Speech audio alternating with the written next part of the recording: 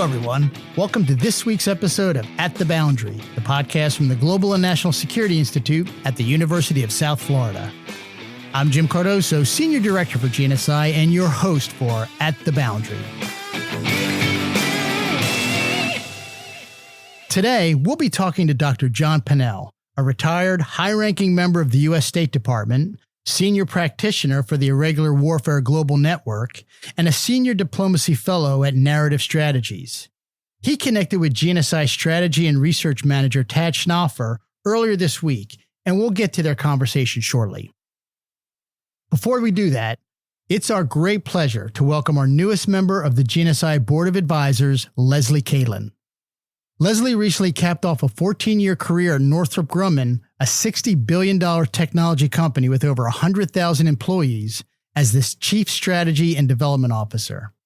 She's now starting her own consulting firm, the Leslie Kalin Group, helping global companies successfully navigate dynamic markets and shape policy outcomes.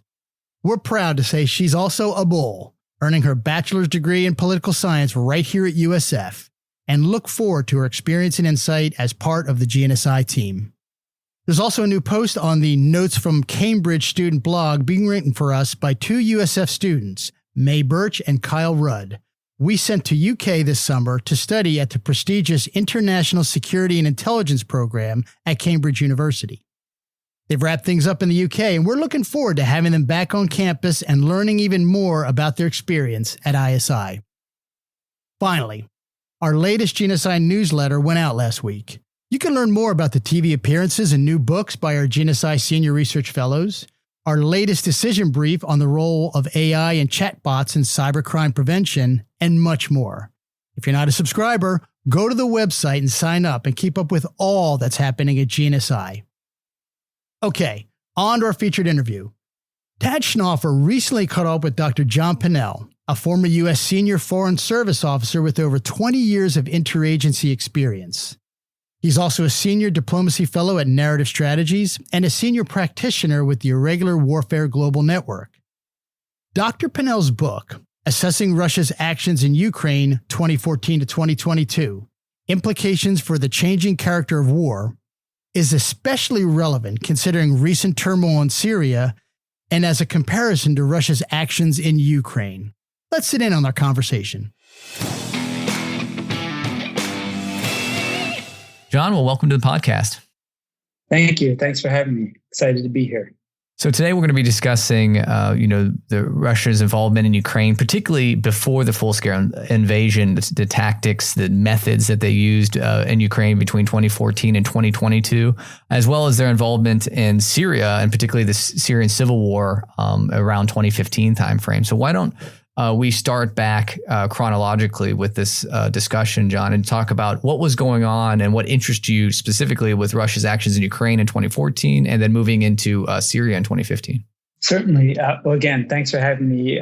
Big fan of the podcast and what GNSI is doing in the irregular warfare space and also future war space as well. And I think this will be hopefully a useful contribution. So I was actually serving for the U.S. government in Ukraine itself from 2015 to 2019 and was very interested in all the discussions and debates, both in policy circles, but also scholarly circles about hybrid warfare and kind of Russia's actions in Ukraine specifically with the so-called little green men and forces in Crimea that were unmarked and what this all meant. And there was a lot of back and forth and debate on whether Russia was inventing or starting up a new form of warfare. Right. And if so, what it was and what it looked like. And then shortly thereafter, they started intervening in Syria, which at that time was the first time that they'd really projected power outside of their traditional sphere of influence in Eurasia in quite some time. And so I think there was a lot of concern, rightly so, as to what was going on, what this all meant. Obviously, the West, the US, NATO, and others, our allies and partners, have a lot of interest in the Mediterranean, let alone in Eastern Europe. And so that's kind of really what kicked it off for me. And I decided to pursue a PhD at King's College London.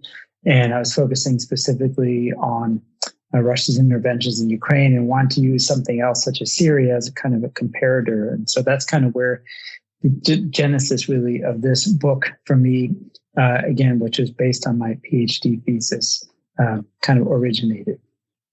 Excellent. So, and going back to that time frame, people might not remember the kind of complexity of what was going on. All these actions below the threshold of war that were taking place in 2014. Russia annexed Crimea, as you mentioned. The little green men. These are the soldiers that didn't have patches on. They just kind of show up. So, what do we call those tactics, and how did those evolve over 2014 and in Ukraine? Sure. So I think at that time, hybrid seemed to have been the most common term, although you could argue that irregular, today we use gray zone a lot more, but a range of different activities, tools that are essentially below the threshold, as you described, for the sole purpose really of allowing for plausible deniability and ideally not eliciting a conventional military response in return. And so certainly, I think that's kind of what took everyone by surprise in that sense, at least those who maybe not necessarily were that familiar with Russian or even Soviet era tactics, often referred to as active measures, which frankly, there's been a lot of consistency in Russia's approach, certainly prior to February of 2022. Mm-hmm. And that's the interesting part is that even the concepts that were being used in 2014 were so obscure that you really don't have an acceptable definition of what it was. So hybrid warfare had a lot of scholarly baggage with it even before 2014 because it was used with terrorist organizations and non-state actors. So how did you conceptualize that in your book and then also in your research? Certainly. So part of the book is really focused on the array of different terms that are being used, hybrid, irregular, gray zone, full spectrum conflict, new generation warfare, political warfare. There's a fair amount of overlap among the different terms. I think some of them are more relevant for a particular context, and not that we should necessarily throw any one of them away.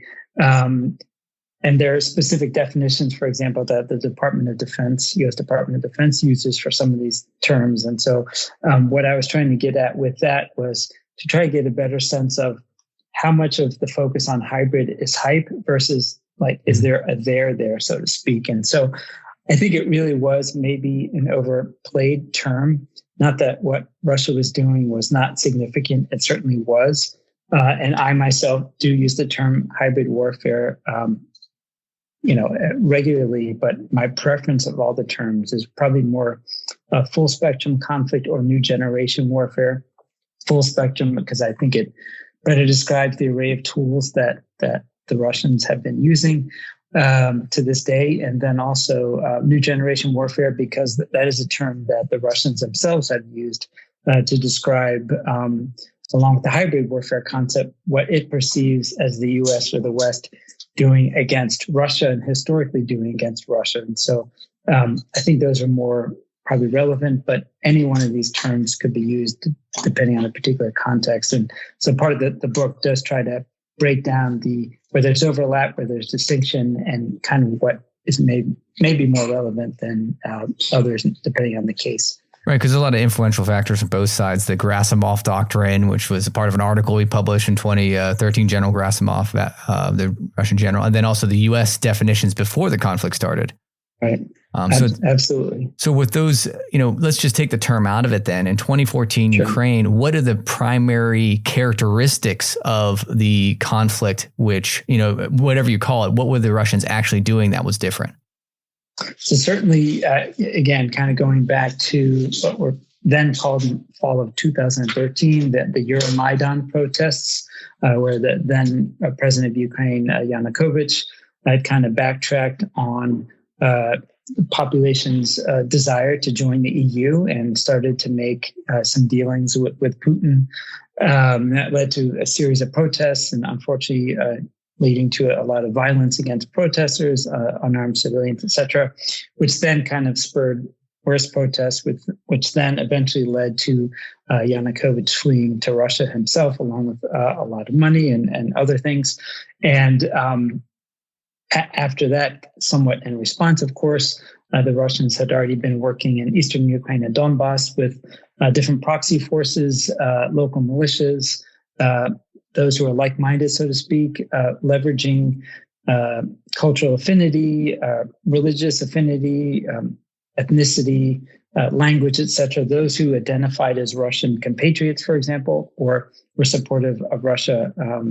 And I think one thing that's key to all of this is that, Ukraine and Russia border each other, obviously, but they have had a shared history in some ways for many, many years. And one of the things that Russia tried to do, at least initially, was to exploit where there were opportunities to leverage the affinity that some Ukrainians had toward Russia. And not only in the east, but also in southern Ukraine as well. And then, of course, in Crimea, where traditionally the population in Crimea had identified more as ethnic Russian.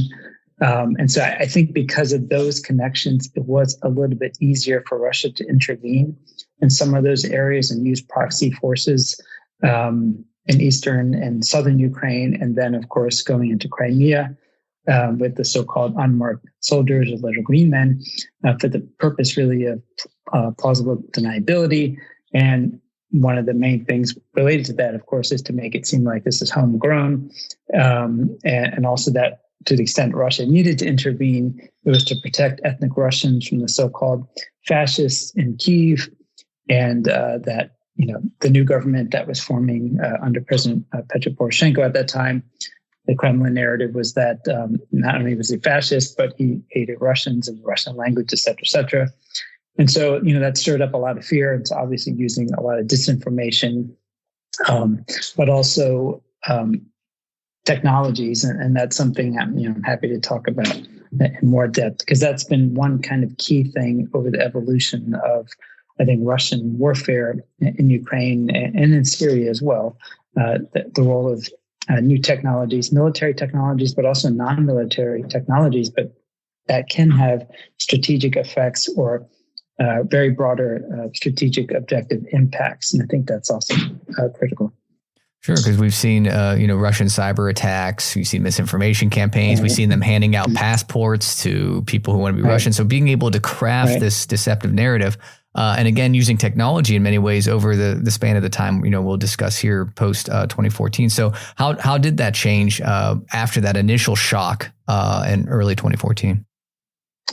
Certainly. So I think at that point, the West, the U.S., NATO, allies, and partners kind of, I think, quickly caught on that Russia was up to some pretty nefarious activities, and obviously the Ukrainians did as well.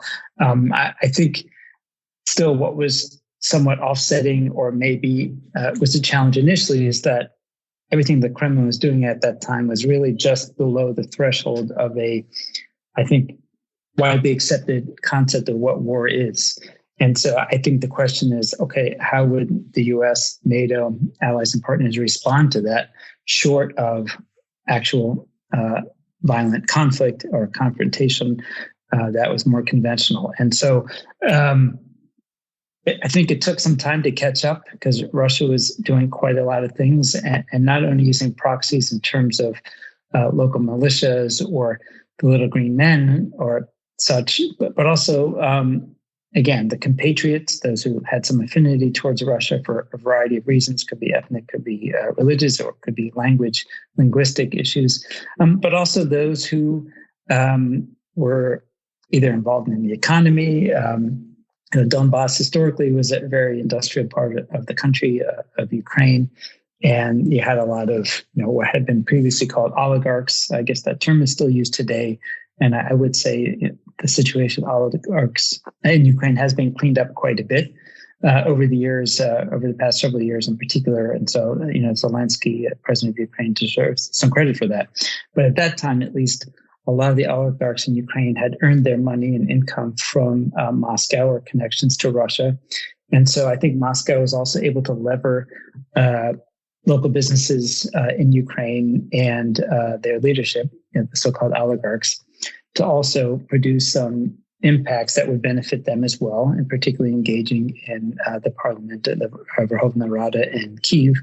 But then you also had a number of so-called think tankers, experts, media personalities. You had a lot of, at that time, again, it's been cleaned up quite a bit, but a lot of media outlets that had either pro-Russia backers, financiers, or folks who are doing commentary in the news. And so there was just a lot of room and opportunity for Russia to sow doubt amongst the Ukrainian population, let alone the global population, the world, if you will, as to what was happening in Ukraine. And so the battle of the narrative really was kind of starting and getting stronger and stronger at that point. And that's something that, continues to this day. Happy to talk more about that in a second. Right, because that battle of the narrative really spreads across, again, like we started, the internet, not only on the ground, but also through media networks. Right. There's these Russian troll farms of constant comments on social media. Right. So it's really hard to get the real facts from the ground because there's so much deception going on out there. And these actors, as you mentioned, that are not actually the Russian government directly, they're a proxy. Right. They're being used through the Russian government. And one of those other groups that came on to prominence not long into the Ukraine conflict, and later famously in Syria, then the actual full-scale invasion would be those military contractors, private military contractors like Wagner Group. So how did those come about and participate in this campaign? Certainly, so the private military contractors, Wagner, I guess, is the most notorious, but there were several others. Certainly, it was another effort or way or tool, if you will, in terms of plausible deniability. And what was interesting as well is that a lot of these private military contractors at PMCs actually flowed back and forth between both the Syria area of operation and also the Ukraine area of operation. And so as part of that, also taking lessons learned from one theater to another, and all to, again, kind of advance, Russia's narrative that, well, we're actually not there. We're actually not on the ground in Ukraine, at least. That this is all homegrown. This is folks who are dissatisfied with the new government in Ukraine that is taking the country away from its historical partner, Russia, if you will.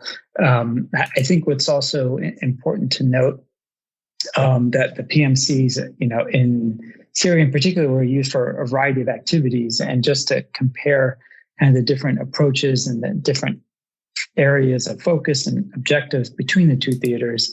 In Syria, it really was about, propping up the Assad regime, keeping him in power, but under the, you could say, maybe false pretense of, fighting ISIS, fighting terrorists, something that obviously the U.S., the West, NATO, and others were also very concerned about, and the instability that not dealing with that issue could bring to the Middle East. And we've seen obviously a lot of challenges in the Middle East over the years with terrorism from, whether it was Al-Qaeda or Daesh, ISIS, et cetera. And so kind of using that as a narrative as to why it was intervening in Syria, but also to, help keep Assad in power and then ensure that it had access to its naval and air bases there as well. So the PMCs, the Wagner and other groups, particularly in Syria, did an array of things, including, like direct action going after so-called terrorists, helping and working with Iranian-backed militias, let alone Syrian regime military, to also fight, so-called terrorists, and then also to secure different energy-related installations, and then which also led to business opportunities, if you will, among the different private military contractor firms. Later on, that was kind of one of the longer term impacts there. And then similarly, intervening as proxies in Ukraine as well, alongside local militias in Ukraine, and then installing as well pro-Moscow backed leadership in like Donetsk and Luhansk, and then other parts of eastern and southern Ukraine as well. And so those actors have played a very significant role in both the areas of operation. Yeah, it reminds me of at the time, the early time, 2014, 2015, 2016, that when the Ukrainians caught actual Russian soldiers in Ukraine in the Donbas conflict, the Russians would just say they were on holiday or on leave, and they chose to volunteer to go fight there. And again, all about that deniability of actually being on the ground. Right. So as we look at that deniability campaign, the ability to conduct operations but not be held responsible for the outcomes, how did that translate from Ukraine in 2014? And then when the Russians first will go into Syria actively, obviously they had the base there prior, but they actually actively start conducting military operations in 2015. Yeah, so what was quite interesting, I think, and want to talk about this a little bit more in depth Sure. as well. If you look back at Russian doctrine, military doctrine, but also its foreign policy concepts, its national security strategies, its information security strategies over the years, if not decades, there's been a consistent theme, particularly since I'd say the late 90s after the NATO intervention in the Balkans and Serbia in particular, but then also a little bit earlier in terms of the first Gulf War in the early 90s. Some themes around that the West, NATO, led by the U.S., et cetera, is trying to encircle Russia and doing a variety of activities that create instability in Russia's historic, if you will, sphere of influence. And so that kind of also goes back to Russia's strategic culture historically, this fear of being invaded, this fear of, just being insecure. And there has been a history of invasion, of course, over the years in Russia by a number of different actors from the West.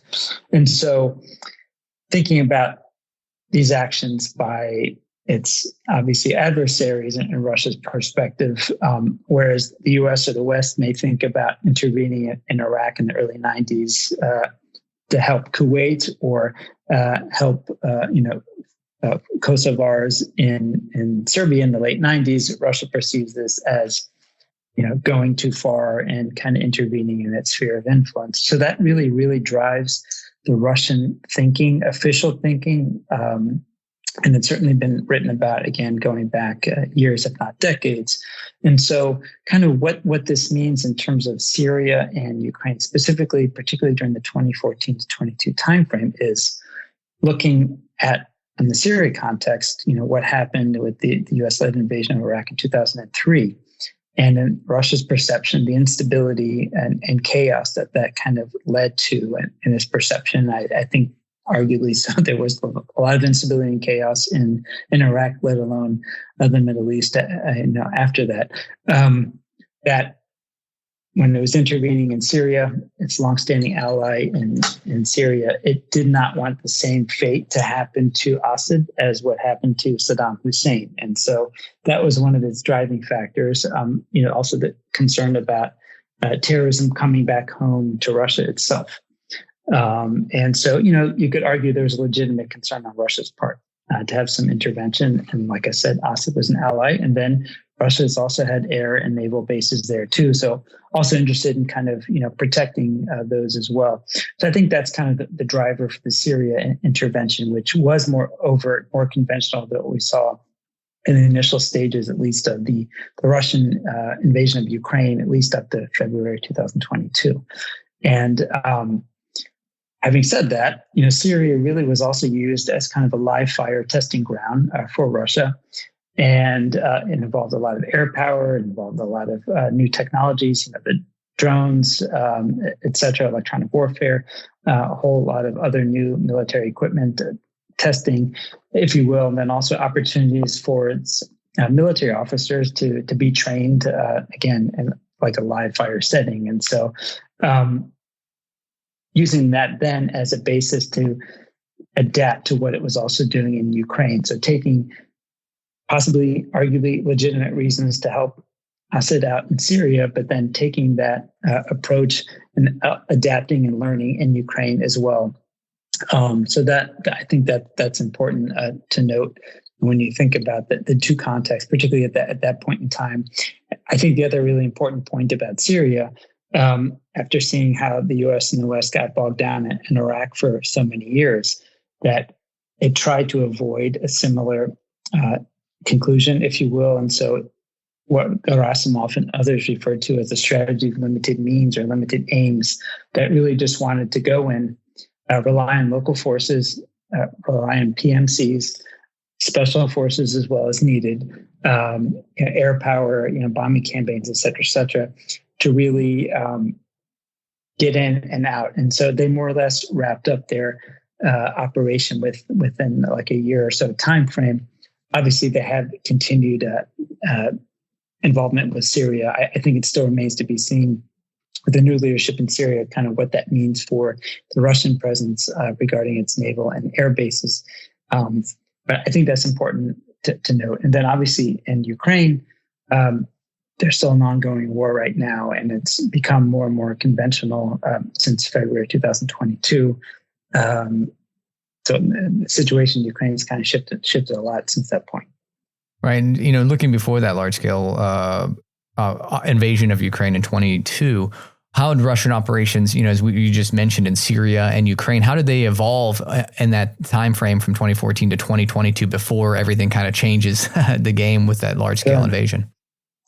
Certainly. Well, I think, the one consistent thing that I've seen, when I was working in Ukraine myself, let alone, the research that I was able to conduct, is taking advantage of a couple of different things. One being the geographic proximity, some of the connections to populations in eastern and southern Ukraine in particular, although inadvertently, I'm sure this wasn't their intention, the idea of being Ukraine or whole Ukraine has certainly gotten much stronger over the years, and certainly even the time frame that I was there. So inadvertently, I think as those who may have initially maybe believed some of the disinformation coming from Moscow, I think a number have changed their perspective over the years. And then certainly I think since 2022 that Ukrainians are generally much, much more united than maybe they've ever been. And so that's kind of one, I think, outcome that Russia certainly, I imagine, did not or would not intend to have done.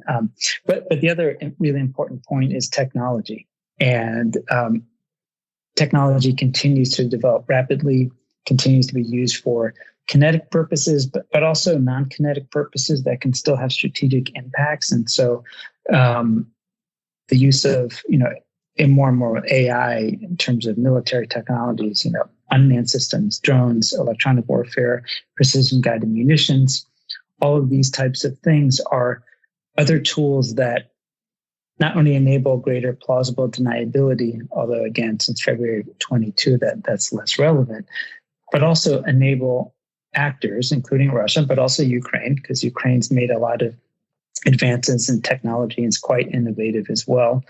But it allows the battlefield to happen in situations where even though there are a lot of casualties, that it could potentially reduce the number of direct kind of conventional tank on tank or soldier on soldier kind of on the ground, if you will, combat. Obviously, that still does happen, but with all the emerging technology, I think it's really important to note that that's kind of been a major shift over the years, and something that really I think the U.S. allies and partners need to continue to watch and try to learn and adapt from, but then also expect that our competitors and adversaries are also watching what's happening as well, and also learning and adapting as well. And so I think just going back to the initial question and discussion about terminology, that's why I really believe that, particularly with the rise of these new technologies and how quickly they are enabling things to happen in real time and more remotely, that it's really going to have an impact on how war is conducted going forward. And so I just think we as Americans need to be prepared to understand that better and think about it more and continue to socialize with their own populations as to what this could look like, cyber attacks, and many other things as well. Right, because even though, as you mentioned, you get the large-scale invasion of Russia or from Russia to Ukraine in 2022, right? And that changes the conflict to primarily conventional, but you still see those other hybrid methods or whatever you'd like to call them happening during the conventional conflict. So is that the change that we're seeing, that a conventional conflict is going to have a lot more of these, cyber attacks or information campaigns? Is that what we're looking at? That's what I think. And that's certainly what I've seen, studying at least Ukraine and Syria, but I think you can argue elsewhere from other actors and non-state actors as well. Smartphones, that is obviously an easier way to enable us to stay connected and communicate with one another, but it's also another tool that can be used for malign and nefarious purposes, hacking into personnel files of, U.S. government employees, conducting cyber attacks against energy or telecommunications infrastructure, doing deep fakes on different social media apps. I mean, all of these things are not only can be used for criminal activities, but can also be used for more strategic activities as well. And so I do think, and I do see that that's likely to this technology in an array of domains, if you will, is likely to play an even a bigger role in future conflict. And like you said, with drones, not just air drones. Most people think drones. You think a quadcopter or something like that, maybe a Predator drone from the war, the wars in Iraq and Afghanistan. But now you have land and sea drones that are conducting a lot of operations. And even just recently, a Russian unit surrendered to a bunch of rolling land drones. That's made the news. The first time you've seen a surrender of that sort. So is that also going to continue? You think you continue to evolve the battlefield as we look at possible future conflicts? I do. And I think that's also very concerning, because I think increasingly non-combatants, local populations are going to be more and more participants in the battlefield or in the battle space, if you will, either knowingly or unknowingly. Some have said that we're already in a war by other means, and unfortunately, many don't know about it. And so, yes, I do see that continuing. That does not mean I think that conventional forces or conventional tactics would go away. I just think that they would be significantly augmented by these new technologies on the battlefield. And just the fact that, again, the world is so globally interconnected that I think much easier to pursue a state or non-state actor to pursue its objectives without necessarily having to be in front of someone or nearby at all. And so definitely, I think things to be aware of and keep thinking and focusing on. Right. So what has the U.S., Western powers, observers in general learned from Russia's operations in Ukraine and Syria? So I think a couple of different things. First, as I mentioned, going back to Russia's intervention 2015 to 16 in Syria, that Russia was able to project power outside its traditional sphere of influence. So indicating that it had the potential to do that. I think currently it's very much overstretched, I think, obviously in Ukraine, but it showed that at least at that time it could conduct operations in two different theaters, because it was also operating in Ukraine as well. And so showing that capability, I think it also showed in Syria that it was able to operate with a diverse array of forces under kind of like an integrated command structure as well. It's something that obviously the U.S. and NATO and allies and partners, in terms of the concept of joint operations, if you will, has done a lot of and continues to do. I also think going back prior to Syria and Ukraine in 2008, I think Russia also learned a lot from its war in Georgia and realized a lot of the failings that it had. Obviously, it continues to occupy 20% Georgian territory to this day, but I think Russia certainly did not perform as well in Georgia in 2008 as it thought it would, and I think learned a lot of lessons, and so underwent a lot of military modernization transformation over the years, which I think aided it in its performance in Syria and certainly in initial parts of Ukraine as well. And then also just looking more at the integration of unmanned systems, precision strike systems, special forces on the ground. I think that's also really important for its work in Syria. And then, of course, electronic warfare and many other things related to that in the cyberspace as well. But then also back to the issue of like narrative framing and kind of the information space and shaping public perceptions, arguing that, yes, Assad is our longstanding ally and partner, but there's also problems with instability stemming from terrorist threats in the country and the region, and that we need to support them, and that actually fighting against the terrorist benefits the U.S. and its allies and partners as well. And so I think, there was some debate or discussion about, to the extent that the Kremlin was being fully honest, transparent about that. But then also, the concept in Ukraine initially, at least, about protecting ethnic Russians and kind of Russian culture and heritage from what it was describing to its population and Ukraine and others as a very anti-Russia Russian government at that time in Ukraine. But then beyond that, particularly in Ukraine, I think just the fact that Russia had longstanding economic and other connections to business people, the so-called oligarchs, to media outlets, to political parties and politicians, et cetera, that it was much easier to pursue its objectives without necessarily relying on conventional forces or even proxy forces. It obviously did use those forces as well, but some of that I don't think could be replicated in other theaters as easily as it could in Ukraine, just given all the avenues for Russian influence in Ukraine at that time. Obviously, that's changed a lot and evolved over the years. Certainly, I don't think that's the case since 2022.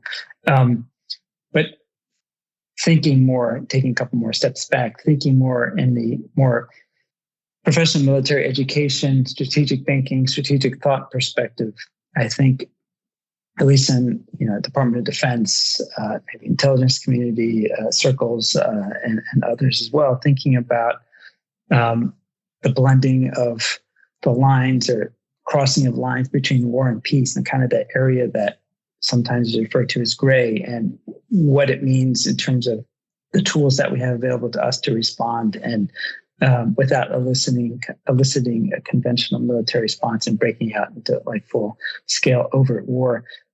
These issues are still being discussed today quite a lot among these types of circles and academics as well. And I don't think that's going to go away. Mm-hmm. Again, fueled at least by not only what we're seeing by Russia, but also the PRC in the Indo-Pacific as well, and Iran with all of its proxies, and also the fact that Iran has used some irregular hybrid tools as well, and then a number of non-state actors doing the same thing. I don't think these tactics or the tools are going to go away. If anything, they'll be even more enhanced by the emergence of these new technologies and the continued evolution of existing technologies as well.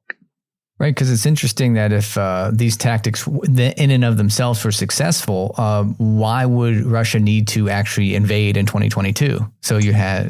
What pushed them over the edge from your perspective? Sure, it's a great question. I guess the $1 million question from my perspective. I think initially, I think even to this day, I think obviously Moscow has overplayed its hand and overstretched itself. Obviously was overly confident going into Ukraine in 2014 to begin with, and obviously that's not worked out whatsoever. I think it misunderstood Ukrainian resilience, and I think Ukrainian innovation, particularly on the battlefield. To this day, I'm still in close contact with a number of Ukrainians, including in the military, and just the amount of innovation going on because their nationhood is at stake, and they're really fighting for their lives. And I think deserve some credit to think on their part for thinking through ways to counter these different threats. But in terms of the question about maybe what changed in Russia's perspective, I think initially, at least, I think the Kremlin was satisfied with as long as it had a foothold either in Crimea or eastern or southern Ukraine, that in and of itself would mitigate anytime soon, at least in their perspective, Ukraine's ability to enter the European Union as a member or as a member of NATO. Mm-hmm. And so I think at least at that time, I think the Kremlin was satisfied with that. And I think also was using that interim period before 2022 to continue to undermine the then Poroshenko government and then afterwards the Zelensky government, all the reforms that Ukraine had to undertake related to corruption, transparency, and a number of other areas as well. And so I think that the Kremlin thought that it would be able to eventually kind of oust Zelensky, if not Poroshenko before him, and put in a more pliable regime. But I think over the years, I think the Kremlin also thought that the NATO and kind of Western alliance on Ukraine would fracture. And while there have been some challenges at different periods of time over the last, let's say, 10 or so years, it's mostly held together. And so I think maybe he underestimated that, Putin himself. And so I think seeing as how Ukraine was proceeding quite rapidly on its internal reforms, in my view, I think the Kremlin and Putin himself just said, it's not enough that we have a foothold in Ukraine. Let's promote our own version of Ukrainian history and install our own kind of puppet, if you will. And so I think the focus then transitioned from destabilization of Ukraine to just regime change But again, I know also many in the West thought that it would be a relatively short battle in February 2022. And here we are 3+ years later, and that's not at all the case. So I just think Russia made a lot of strategic mistakes and miscalculations, let alone operational and tactical as well. But I really think just their overall objective shifted from destabilization to regime change. And I think that's what I would argue is the main reason for the change in February 2022.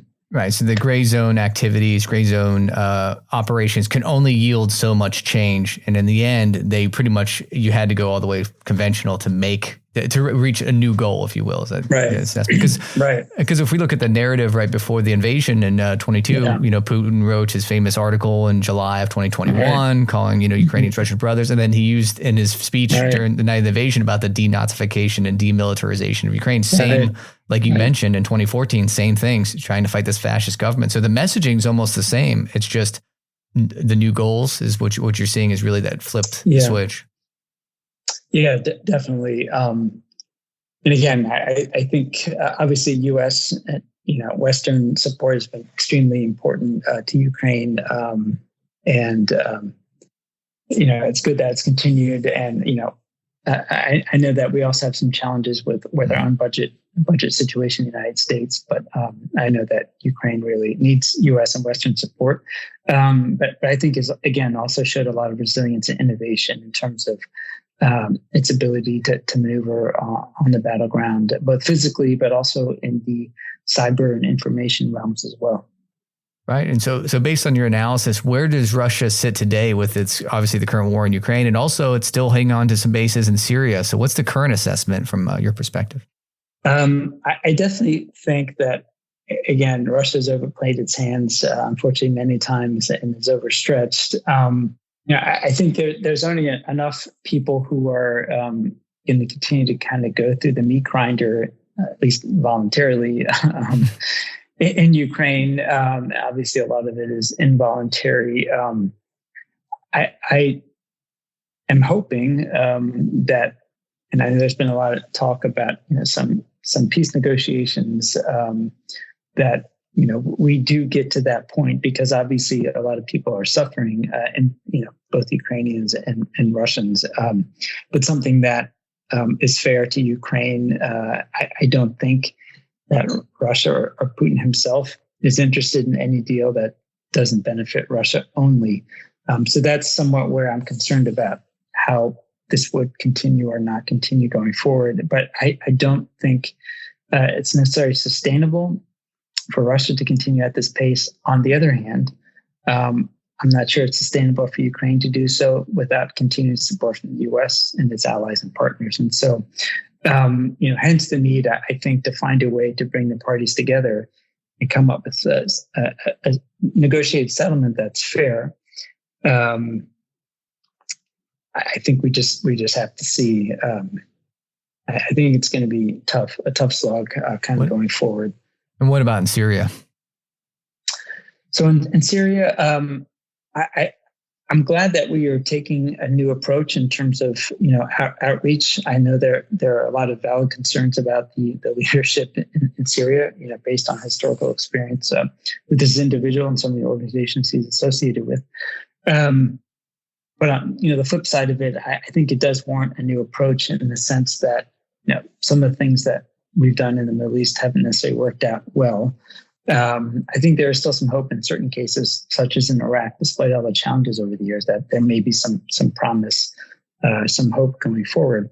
That maybe this is our renewed outreach and approach to Syria could be an opportunity to kind of shape at least Syria and their thinking about Russia, about Iran, about non-state actors. So I think we have to try, and I think it is worth trying. Russia obviously could get in the way, has had a long-standing involvement in Syria. I think to the extent that maybe the U.S. or our partners and allies could influence leadership's thinking regarding to Russia and its access to naval and air bases, I think it would be to our benefit. It may also, kind of like with Ukraine, require some kind of negotiated deal, if you will, as to what is in the U.S. and Europe's interest, let alone what Russia wants out of it. I think we also kind of have to wait and see, but I do think it's good that we've conducted some proactive outreach and trying to figure out what we can do with Syria going forward, just given how much suffering there's been in Syria as well, domestically prior to Assad falling, but then also resulting, unfortunately, from indiscriminate Russian bombing campaigns, particularly during 2015 and 16, where a lot of civilians were killed as well. I think we have to see. Right. So to wrap up, if you could tell a senior U.S. policymaker in one sentence what they need to do with Russian, I mean, just really concise, one sentence blip. You caught them on an elevator. What would you tell? What would you tell them? Yeah, this is a great question, and of course, I have a lot to say, but I'm going to try to keep it concise. I think it's extremely important to think about the threats and challenges that are both competitors but also adversaries present to us, without necessarily having to rely on or use traditional kinetic or military tools, and that a lot of warfare going forward is going to see more and more of what we've seen, like in Ukraine, at least prior to February 2022, but still to this day, that the use of these advanced, emerging, evolving technologies to achieve strategic objectives. And I think we need to inoculate our country and our allies and partners to that, from cyber to AI-enabled disinformation, to being more careful on our smartphones and use of social media apps, being mindful of disinformation seeping into our own political ecosystems and causing instability, et cetera, and decreasing social cohesion in our own country. I think these things are going to be out there, and if not, get more difficult. And then, relatedly, in terms of the whole of the society approach, getting the private sector, because these types of activities ultimately will affect their bottom line. Non-governmental organizations, academia, think tanks, et cetera, along with the whole of government approach to kind of dealing with these challenges, I think will be critical. Well, thank you so much for your insight. Thank you. A special thanks to Doctors John Pennell and Tad Schnaufer for an excellent and insightful conversation today. Next week on At the Boundary, our special guest will be Dr. Marvin Weinbaum, a senior fellow at the Middle East Institute and a leading scholar on Afghanistan. Dr. Weinbaum wrote an article for our most recent issue of the Journal of Strategic Security, a special issue focused exclusively on Afghanistan. His article examines the lessons learned during the 20-year U.S. military mission in that country and how these lessons may be useful in shaping future U.S. policy with the Taliban. Thanks for listening today. If you like the podcast, please subscribe and let your friends and colleagues know. You can follow GNSI on our LinkedIn and X accounts at USF_GNSI. And check out our website as well at usf.edu/GNSI.